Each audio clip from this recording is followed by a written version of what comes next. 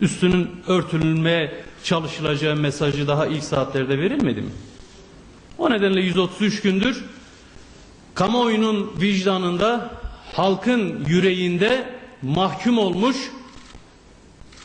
insanlık suçu işlediklerine dair katliamla suçlanmışlardır. Ancak onlar halen bu suçu örtebileceklerini sanıyorlar. Böyle bir duygu, böyle bir gaflet içerisindeler. 133 gündür her gün aileler bekliyor, adalet bekliyor, sorumluların açığa çıkarılmasını talep ediyor, istiyor. Ve 133 gündür soruşturma gizli yürüyor. Neyi soruşturduklarını bilmiyoruz, daha neyi araştırdıklarını bilmiyoruz. Sanki ortada gizli kapaklı bir şey varmış gibi 133 gündür araştırıyoruz, soruşturuyoruz diyorlar. Ama biz bu işin peşini bırakmayacağız. Buradan ben AKP'ye oy vermiş, gönül vermiş %50'ye seslenmek istiyorum. Siz AKP'ye oy verirken git Uludere'de savaş uçaklarıyla çocukları parçala ve üstünü ört diye oy vermediniz. AKP'ye oy veren, gönül veren tek bir insanın dahi böylesi bir vicdansızlığı kabul etmediğini biliyoruz. Siz bunun için oy vermediniz. Ama AKP sizin verdiğiniz bu oya ve desteğe güvenerek bunları yapıyor. O nedenle verdiğiniz oyun ve teslim ettiğiniz iradenin hesabını sormalısınız. Çünkü AKP bu katliama, bu insanlık suçuna sizi ortak etmek istiyor. Buna ortak olmayın. Bu suça ortak olmayın. AKP halktan aldığı desteğin arkasına sığınarak bu katliamları yapıyor. Üstünü örtüyor. Size güveniyor. AKP oy veren %50 vicdanlı insanlara güveniyor. Siz bunu kabul etmediğinizi haykırın. Bu katliamı onaylamadığınızı haykırın. AKP'de çalışan, gönül vermiş, seçilmiş Kürtlere de sesleniyorum. Siz orada olmasaydınız ve siz sessiz kalmasaydınız ne bu katliamı yapabilirdiler ne de üstünü örtebilirdiler.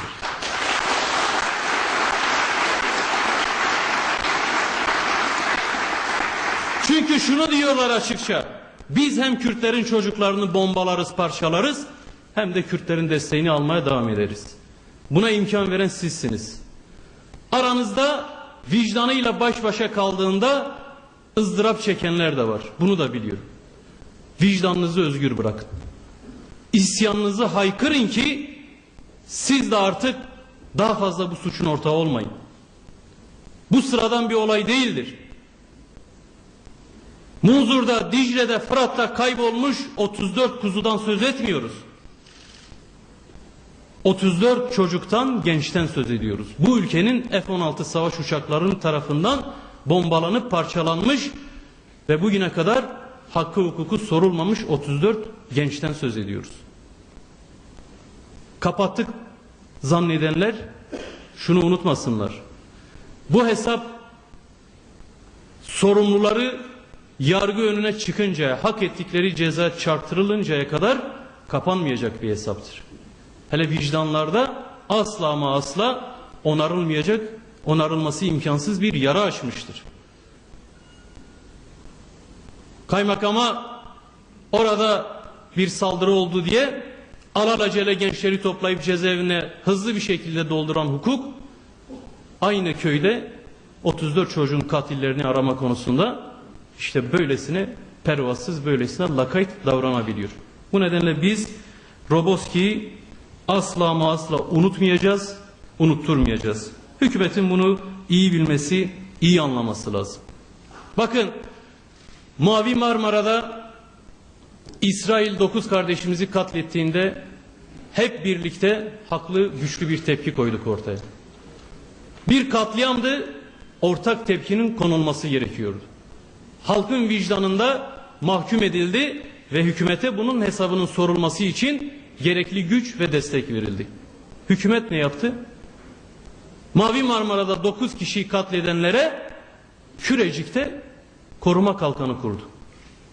İsrail'i korumak için Malatya Kürecik'te hukuk dışı, meclisin bilgisi onayı dışında kendi inisiyatifiyle koruma kalkanı, füze kalkanı kurdu. Sizin oylarınızla bunu yaptı işte. Bunların iyi anlaşılması lazım. Eğer verdiğiniz irade, verdiğiniz destek bu şekilde kirletilmesin istiyorsanız sesinizi yükseltin. Sadece Roboskililer değil mağdur olan. Hepinizin iradesine saygısızlık yapılmıştır. Teslim ettiğiniz o oylara saygısızlık yapılmış, hakaret edilmiştir. AKP'nin seçim bildirgesinde Uludere'de katliam yapacağız diye bir şey yazmaz. Siyasi soykırım operasyonları yapacağız diye yazmaz. Sokakta gaz, cop, panzerle işçileri, öğrencileri, kadınları yerlerde sürükleyeceğiz, bunun için oy verin diye yazmaz. Ama sizden o oyları aldılar, şimdi bunları yapıyorlar.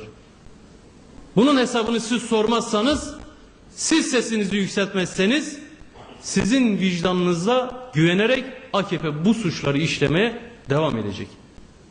Bu nedenle ben AKP'ye oy vermiş, gönül vermiş olan bütün kardeşlerimize buradan yürekten sesleniyorum. Bu sıradan olaylar, bu sıradan bir dönem değil. Yaşananlar, yaşatılanlar size rağmen yapılıyorsa buna sessiz kalmayın diyorum. Bu suçlara ortak olmayın diyorum. Bakın bu sabah bir kez daha Şanlıurfa merkezli siyasi soykırım tutuklama operasyonlarıyla uyandık. Sabahın 3'ünden 4'ünden bu yana evler basılıyor. 6-7 ilde 40'tan fazla insan gözaltına alınmış durumda.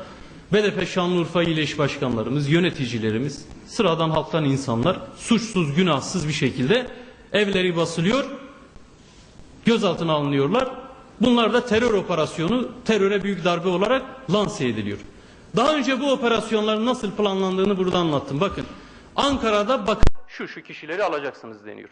Suçu ne, günahı ne önemli değil. Çünkü delil gerekmiyor ki. Evler basılıyor. Bakın daha önceki gün dersimden geldim. Orada bir annenin anlatımını size ifade ediyorum. Sabahın köründe evi basılıyor. Eşi belediyede zabıta.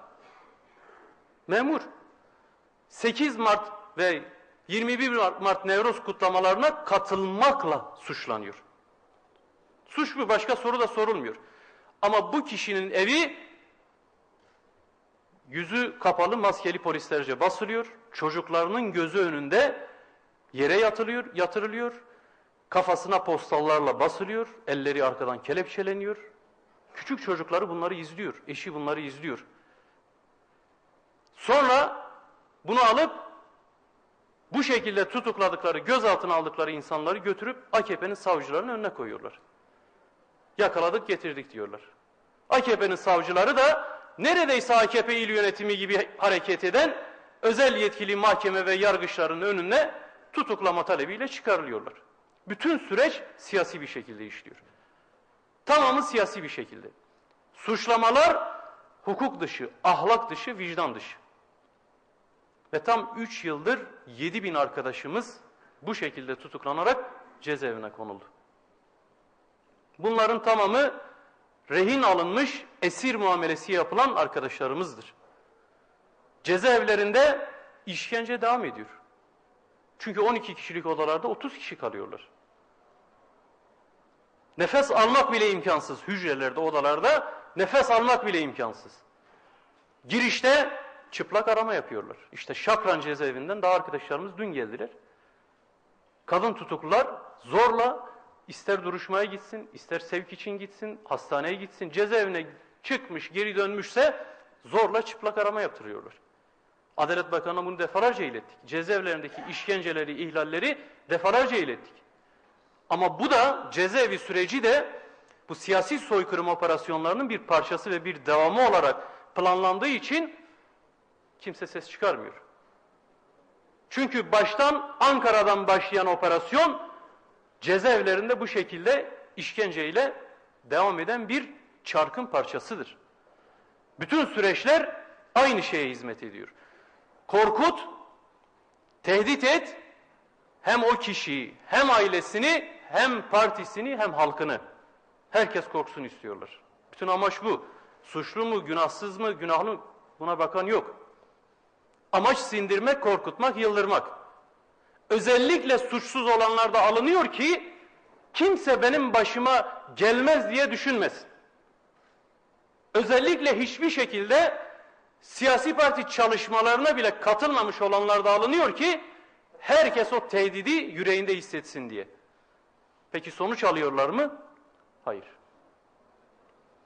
Herkes daha fazla partisine bağlı, daha fazla mücadelesine bağlı, daha fazla halkına bağlı. Cezaevleri de birer mücadele meydanı alanı oldu. Alanlar da meydanlar da Nevruz'da olduğu gibi faşizme rağmen doldu taştı.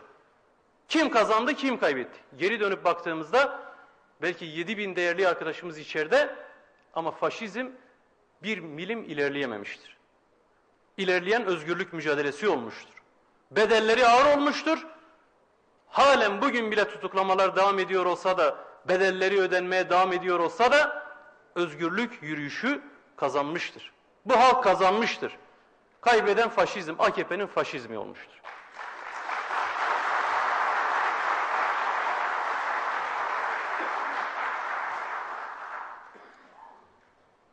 Biz böyle bir ortamda hem siyasi olarak hem askeri olarak operasyonların sürdüğü, her gün Türkiye'nin dört bir yanına gençlerin cenazesinin gittiği bir ortamda anayasa yazımına başladık. 6 aydır süren talep toplama anayasa tartışmalarından sonra şimdi parlamento yeni anayasayı yazmaya başladı.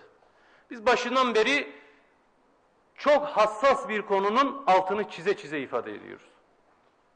Anayasayı tartışabilmek için özgür bir ortama, özgürlükçü bir ortama ihtiyaç vardır. Bunun için yol temizliği yapmak gerekir dedik. Yani anayasaya doğru yürüyeceğimiz yoldaki bütün engellerin kaldırılması, temizlenmesi gerekir dedik. Bunun için paketler hazırladık, öneriler hazırladık, bakanlara sunduk, parlamentoda açıkladık, medya ile paylaştık. Bunun ne kadar önemli olduğunun, ne kadar hayati olduğunun altını çizmeye çalıştık. Neydi bunlar? İfade özgürlüğü, basın özgürlüğü, toplantı gösteri hakkı, siyasi tutuklamalara son verilmesi, en azından kısmi çatışmasızlık ortamının sağlanması, ölümlerin durdurulması, özel yetkili mahkemelerin kaldırılması, tutuklu vekillerin serbest bırakılması, bütün bunlar yeni anayasa tartışmalarında herkesin gönül rahatlığıyla fikrini söyleyebilmesi, düşüncesini açıklayabilmesi açısından hayatidir dedik. Bu başlıklardan tek birinde, bir tanesinde bile son 6 ayda ilerleme olmuş mu? Hayır. Tamamında gerileme olmuştur ama ilerleme yoktur. İfade özgürlüğü konusunda 6 ay öncekine göre daha kötü durumdayız. Her konuşana, her konuştuğuyla ilgili muhalif kesimlerin tamamına dava soruşturma açılıyor. Milletvekillerinin bile fezlekesini koyacak yer kalmadı mecliste. Fezlekeler artık binlerle ifade ediliyor. Her konuşmaya dava soruşturma. Sendikacıya dava soruşturma. Öğrenciye dava soruşturma. Konuşabilen, özgürce düşüncesini açıklayabilen hiç kimse yok Türkiye'de. Basın özgürlüğü konusunda bir milim ilerleme yok. Halen 96 gazeteci tutuklu cezaevinde. Bir bu kadarı da işten çıkarıldı. Sadece hükümete, iktidara muhalif tutumları nedeniyle bir bu kadar gazeteci de işten çıkarıldı. Basın özgürlüğü de yok. Hiçbir gazeteci, televizyoncu içinden geçeni ne söyleyebiliyor ne yazabiliyor. Otosansür var hiçbir şey yoksa. Çünkü hükümeti açıktan eleştirince başına neler gelebileceğinin yakın geçmişte kötü örnekleri var. Bugün hükümet yıkamacısı, yağlamacılarını bir kenara bırakın, hangi gazeteci içinden geçeni yazabiliyor? Basın özgürlüğü yok. Böyle bir ortamda nasıl anayasayı tartışacağız? Nasıl insanlar fikirlerini özgürce söyleyecekler? Toplantı gösteri hakkı yok. Gösteri yapan öğrenciler, memurlar, Nevruz'da yürüyen Kürtler, 1 Mayıs'ta işçiler, herkes baskı altında. Bir üniversite öğrencisi slogan attı diye, yumurta attı diye, pankart açtı diye ağır hapis cezalarına çarptırılabiliyor. Orada kameraların gözü önünde işkenceye tabi tutulabiliyor. O insanların tek amacı ifade özgürlüğünü kullanmak, düşüncesini açıklamak. Ama mümkün değil. Özgürlükçü bir ortamda gösteri hakkı da yok. Özel yetkili mahkemeler az önce ifade ettiğim gibi AKP mahkemeleri olarak çalışıyor. AKP bu mahkemelerin hukuka aykırı olduğunu itiraf etmesine rağmen Bu mahkemeler bize lazımdır. Biz bu mahkemeleri şu anda kaldıramayız diyerek büyük bir skandalın da altına imza atıyor. Yine de bu mahkemeleri kaldırmıyor. Savaşın durması için defalarca çağrı yaptık. Yani bu her gün cenazelerin geldiği bir ortamda yeni anayasa tartışmaları nasıl sağlıklı yapılabilir? Karşılıklı ateşkes sağlansın, eller tetikten çekilsin dedik. Yeni anayasa yapım sürecinde herkes yine rahatça tartışabilsin. Fakat sen kim olursun da karşılıklı ateşkes istersin diye hakaretin bini bin para. Koskoca ordu silah mı bırakırmış? Geçmişte yaptığınız ateşkes. Seçim öncelerine bir bakın bakalım. O ateşkesler nasıl sağlanmış? Karşılıklı. Geçmişte İmralı'ya, Kandil'e heyetler gönderip ateşkes sağlamadın mı? Biz şimdi söyleyince mi zoruna gidiyor? Geçmişte yapınca doğruydu da biz şimdi isteyince mi yanlış oluyor? Doğru her zaman doğrudur. O zaman ordu küçüktü, şimdi mi büyük oldu? O zaman da yaptınız ateşkes fiili olarak. PKK eylem yapmadı, siz operasyon yapmadınız. Aylarca çıkarın bakın bakalım istatistiklere. Seçim öncesi, referandum öncesi bunların hepsi açıklandı biliyoruz. Şimdi isteyince niye efendim ordu silah bırakmaz, asker silah bırakmaz, dağda silahlı adam olduğu müddetçe operasyonlar durmaz diyorsun? Çift taraflı ateşkes niye bu kadar ağrınıza gidiyor? Bunu anlamış değiliz. Yeni anayasa için işte olmazsa olmazdı. Koşullar uygun olsun, ölümler olmasın, rahat bir ortamda anayasa tartışılsın diye söylediğimiz, ifade ettiğimiz gerçeklerden, realitelerden biriydi. Siyasi tutuklamalar gırla devam ediyor. İşte halen bugün az önce ifade ettim. Ara verilmiş değil. Anayasa Komisyonu üyemiz Profesör Doktor Sayın Büşra Ersanlı bile halen tutuklu. Bu anayasa çalışmasında yer alan birinci derecede sorumlu arkadaşlarımızdan biri parti meclis üyemiz halen tutuklu. Ve biz halen yeni anayasayı tartışıyoruz, yazmaya çalışıyoruz. Milletvekillerimiz tutuklu. 8 milletvekili, parlamentonun 8 milletvekili tutuklu. Ne görüş belirtebiliyorlar, ne oy kullanabiliyorlar. Parlamentonun 8 üyesinin kendi iradesi dışında oturumlara katılamadığı bir ortamda kimse anayasanın meşruiyetinden söz edemez. Bu 8 milletvekilinin düşüncesi nedir? Oyu hangi yöndedir? Kim bilebilir? Bu anayasanın, şu çıkan yasaların meşruiyetini kim savunabilir? Hatip Dicle 80 bin oyuyla birlikte cezaevinde, oy gaspçısı, duygu sömürücüsü zat buralarda milletvekili diye dolanıyor. Biz de buna halkın iradesi, bu çalışmalara da parlamentonun anayasa çalışması diyeceğiz. Kim buna inanır? Herkes de İdris Naim Şahin değil. Biz inanmayız. Böyle bir ortamda sağlıklı bir anayasa tartışmasının yapılamayacağını defalarca ifade ettik. Bakın imza kampanyamız valiliklerce yasaklandı. Taleplerimizin ortaya çıkmaması için ellerinden ne geliyorsa onu yaptılar. Sadece BDP'nin veya diğer ezilenlerin talepleri görünmesin diye, kamuoyuna yansımasın diye bütün tedbirleri. Şimdi yazım aşamasına geldik. Biz başından beri masadan kalkan, kaçan, masayı deviren taraf olmayacağız dedik. Tutumumuz halen budur. Ama biz gizli kapaklı iş yapmadık, bundan sonra da yapmayız. Anayasayla ilgili Türkiye'de bütün kurum kuruluşlar, siyasi partiler görüş açıkladı. Açıklamayan tek bir kurum var. Kim biliyor musunuz? AKP. Sadece kırmızı çizgilerini ve başbakanın başkanlık heveslerini açıklıyorlar. Anayasayla ilgili başka görüş belirtmediler bu süre zarfında. Ama biz taslaklarının hazır olduğunu bilmiyor muyuz? Biliyoruz. Kime hazırladık? Kimi, hangi akademisyenleri çalıştırdıklarını bilmiyor muyuz? Biliyoruz. Taslakları hazır. Ama anayasa tartışmalarına özellikle katılmıyorlar. Şu günleri bekliyorlar. Yazım sürecinde kendi taslaklarını dayatabilmek, kabul ettirebilmek için başından beri görüş belirtmiyorlar. Sadece kırmızı çizgilerimiz var diyor. Neymiş? Tek millet, tek devlet, tek din, değişmiş o dildi eskiden. Tek din, tek bayrak. Tekçi bir anlayışla, tekçi bir zihniyetle 82 anayasasının bütün tekçi faşizan anlayışını savunarak bunlar kırmızı çizgidir diyerek hadi yeni anayasa yazalım yapalım diyorlar. Biz de buna inanalım istiyorlar.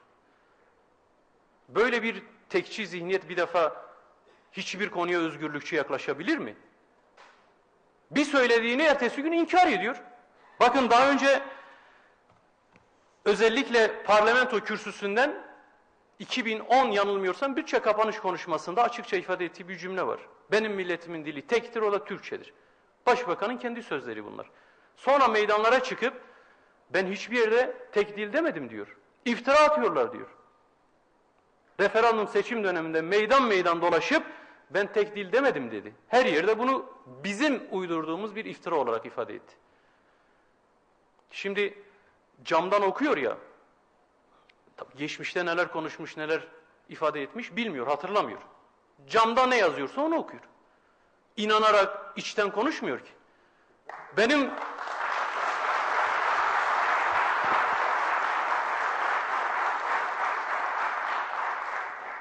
kendisine naçizane bir önerim var. O cama bir dikiz aynası taktır.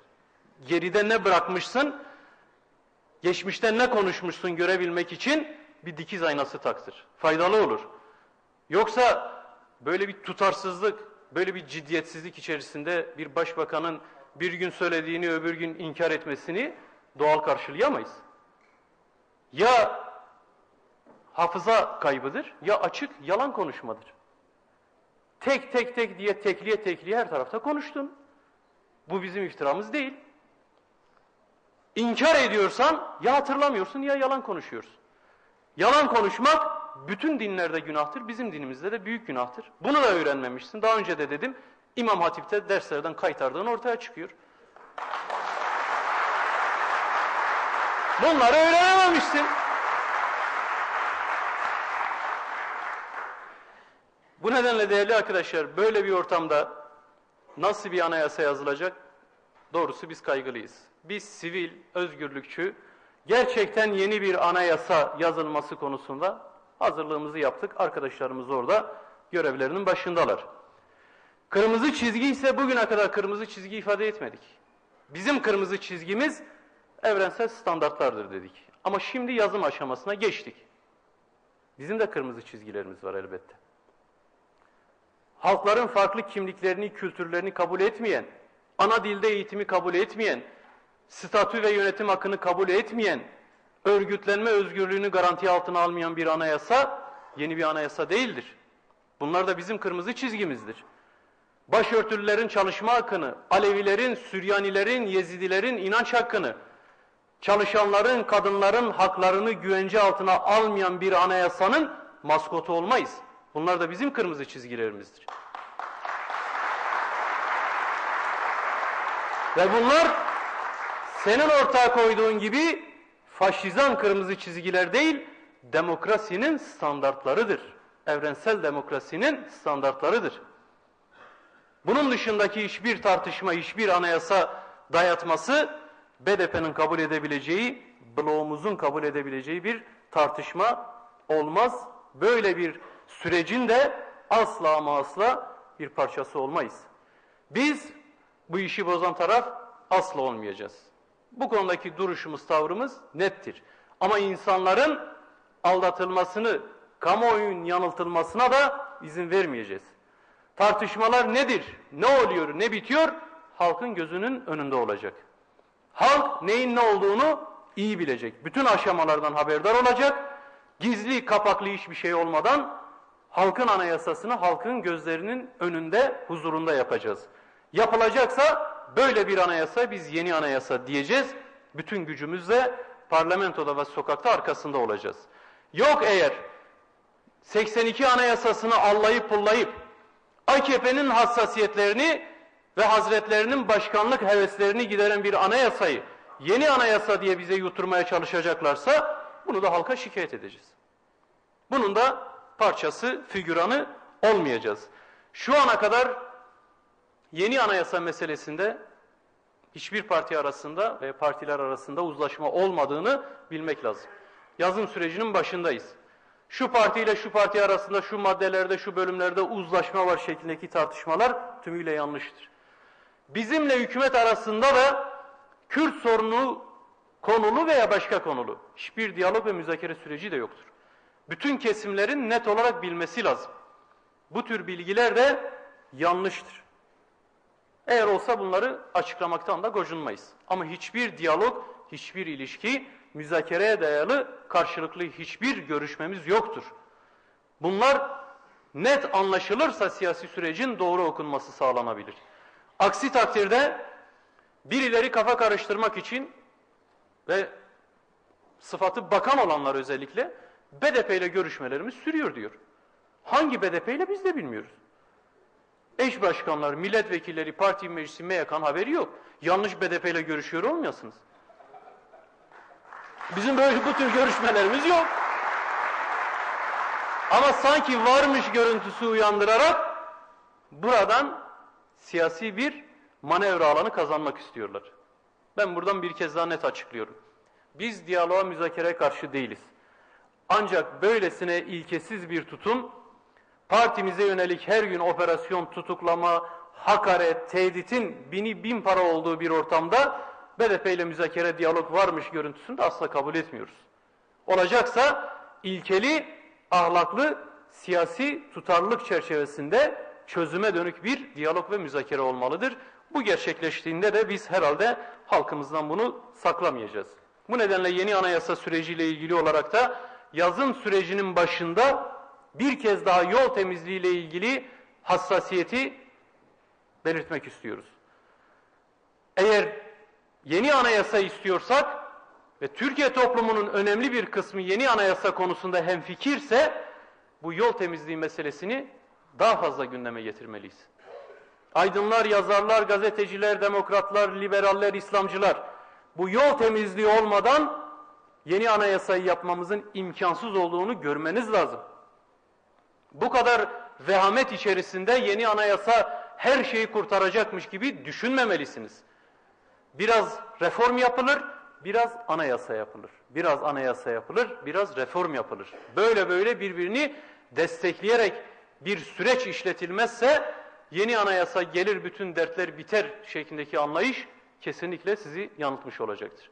O nedenle mücadelemizden, taleplerimizden asla vazgeçmeden parlamentodaki çalışmalarımızdan, alanlardaki, meydanlardaki duruşumuzdan da taviz vermeden yol temizliği konusundaki ısrarımızı sürdürmek zorundayız.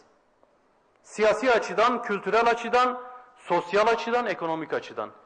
Her alanda ciddi sıkıntıların, darboğazların yaşandığı bir ortamda yeni anayasayı tartışacaksak bütün meseleleri de çözüm yoluna, çözüm sürecine koymak zorundayız. Yoksa tek başına işi gücü bırakıp yeni anayasayı yapalım dersek bu komisyonda görev alan arkadaşlarımızın elinde sihirli değnek yok. Eminim ki hepsi belki orada iyi niyetle bir çaba içerisinde olmak isteyeceklerdir. Ama dışarıdaki ortam onların yeni ve özgürlükçü bir anayasaya yazmasına imkan sunmuyorsa bu onların suçu değil. Bu ortamı sağlamayanların suçu. Yetkiyi, yürütme gücünü elinde bulunduran hükümetin suçu olur. Siyasal açıdan durum bu kadar gerginken, durum bu kadar sıkıntılıyken ekonomik açıdan durum farklı mı? Değil.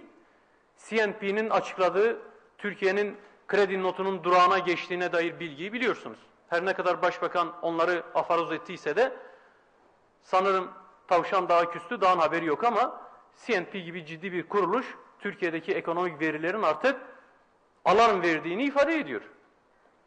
Kişi başına gelirimiz 10.000 dolara çıkmış sözde ama 7 yaşına gelmiş çocuklarımız hayatında hiç süt içmedikleri için o yüzden zehirlendiler diye açıklama yapan yetkililer var. Ve bunu pişkin pişkin söylüyorlar. Bunu bir mazeret gibi söylüyorlar. Sütün suçu yok diyorlar. Bu çocuklar süt içmemiş hayatında. Bahaneye bak.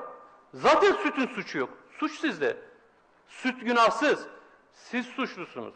O çocuklar 7 yaşına kadar süt içememişse sütün ne günahı var? Sen onun babasına ayda 700 TL, anasına 700 TL asgari ücret verirsen, taşeron işçi olarak emeğini sömürürsen çocuğuna süt içiremez. Bu kadar basit. Eğer buysa nedeni demek ki suç sende. Hani kişi başına 10.000 dolardı? O kişilere düşmemiş 10.000 dolar. Bakın sadece İstanbul Mali Müşavirler Odası'nın yaptığı bir araştırmaya göre Türkiye'nin en zengin 100 kişisinin serveti 92 milyar 251 milyon TL. Eski parayla ne kadar yapıyor bilmiyorum. Bunu hesaplamaya ne gücüm ne de aklım yetiyor. Böyle bir servet. 92 milyar 251 milyon TL. Türkiye'nin 100 kişisinin, en zengin 100 kişisinin serveti. Neye denk geliyor? 3 milyon 215 bin asgari ücretlinin gelirine denk geliyor. Yaklaşık 3,5 milyon asgari ücretlinin gelirine denk geliyor. 100 kişinin serveti. Peki bu 100 kişi ne kadar vergi ödüyor? %5,7 vergi ödüyor. Asgari ücretli %15. Onların tam 3 katı vergi ödüyor.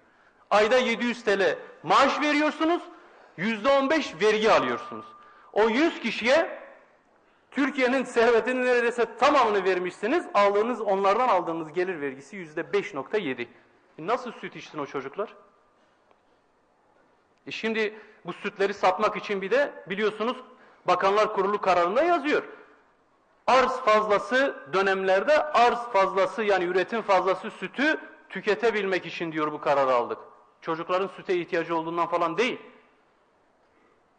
Bir takım şirketlere peşkeş çekecekler. Bakanlar Kurulu kararında yazıyor. Yani öyle süt olayı da sıradan bir olay değil. Bunlar da sütten çıkmış ak kaşık değil. Süt o yüzden kirli. Bunların kaşığı kirli. Sütü suçu yok. Mesele o yani. Dolayısıyla değerli arkadaşlar, Başbakan boşuna 3 çocuk yapın demiyor. Biri süte gider,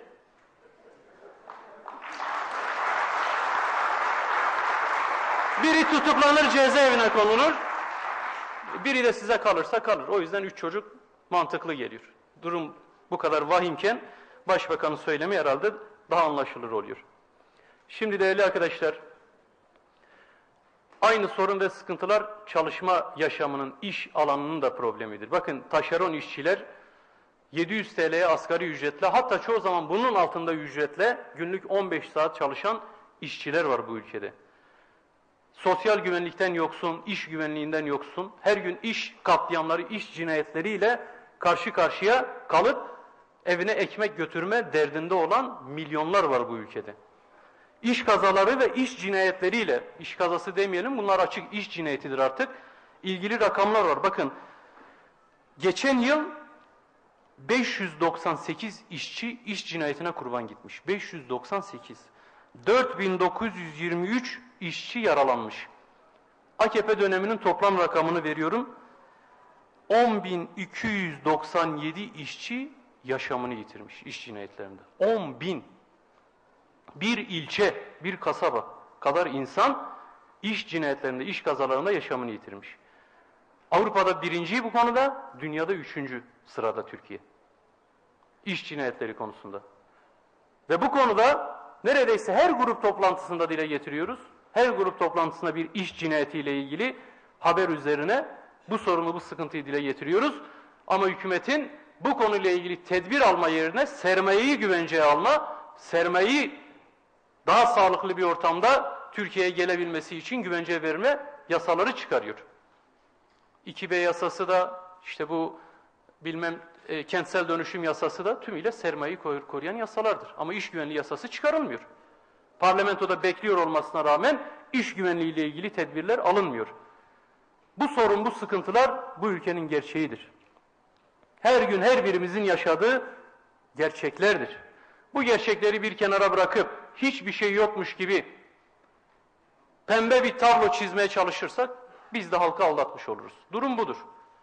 Çok iyi, çok güzel şeyler olsun, biz de buradan söyleyelim, alkışlayalım. Daha önce ifade ettim. Başbakan canlı kalkanlara kafayı takmış. Yok efendim şunları koruyormuş, bunları korumuyormuş. Yani daha iyisini yapıyorsan niye sen gitmiyorsun? Bir defa da AKP'liler gitsin, biz alkışlayalım. Bizden daha kötüsünü yapın, yine alkışlayalım. Gidin canlı kalkan olun. Gençler birbirini öldürmesin diye bir defa da siz daha çıkın bakalım. Kürsülerden hakaret etmek, tehdit etmek yerine O elleri öpülesi barış analarına kurban olun. Her seferinde hakaret, her seferinde tehdit. Böyle bir yaklaşımı bir kez daha açıkça reddediyoruz. Hakaretlerin tamamını söyleyenlere iade ediyoruz. Önümüz hafta Analar Günü'dür. Bütün analların da özellikle yüreği yanmış, bağrı yanmış, evladını bu savaşta yitirmiş bütün anaların ellerinden öpüyoruz. Bütün anaların Analar Günü'nü de kutluyoruz. Grup toplantımıza değerli arkadaşlar izninizle burada son vermek, bitirmek istiyorum. Bir kez daha katılım gösterip katkı sunduğunuz için her birinize ayrı ayrı teşekkür ediyorum. Hepinize başarılar diliyorum. Sağ olun.